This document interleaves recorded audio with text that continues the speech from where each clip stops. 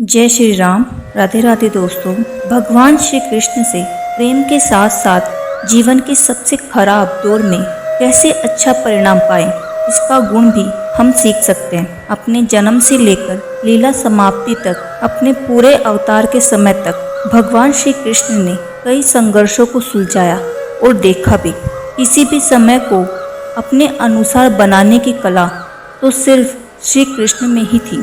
इसलिए मैं आपको बताने जा रही हूँ श्री कृष्ण की उन बातों के बारे में जिनसे आप अपने जीवन के खराब समय में श्रेष्ठ फल पा सकते हैं। पहला, पढ़ाई रचनात्मक होनी चाहिए। भगवान श्री कृष्ण ने 64 दिन में 64 कलाओं का ज्ञान प्राप्त कर लिया था। शिक्षा ऐसी होनी चाहिए जिससे आपके व्यक्तित्व का रचनात्मक विकास हो। बच्चों में केवल कोरा ज्ञान न भरे। दूसरा, मन शांत और दिमाग स्थिर रखें। एक बार पांडवों के राजसूय यज्ञ में शिशुपाल कृष्ण को अपशब्द कहता रहा।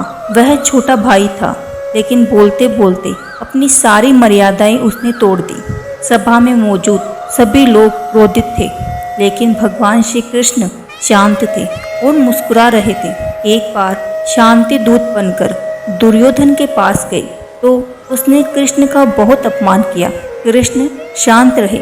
इसलिए अगर हमारा दिमाग स्थिर है और मन शांत है, तभी हम कोई निर्णय ले पाएंगे।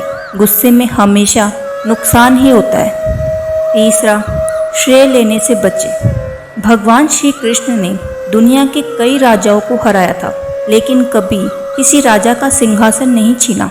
नहीं, कृष्ण के पूरे जीवन में कभी ऐसा नहीं हुआ कि उन्होंने किसी राजा का सिंहासन छीना हो। वह कभी किंग नहीं बने, लेकिन किंग मेकर की भूमिका निभाई है। भगवान श्री कृष्ण ने पूरा युद्ध कूटनीति से लड़ा। पांडवों को सलाह देते रहे, लेकिन जीतने का श्रेय भीम और अर्जुन को दिया।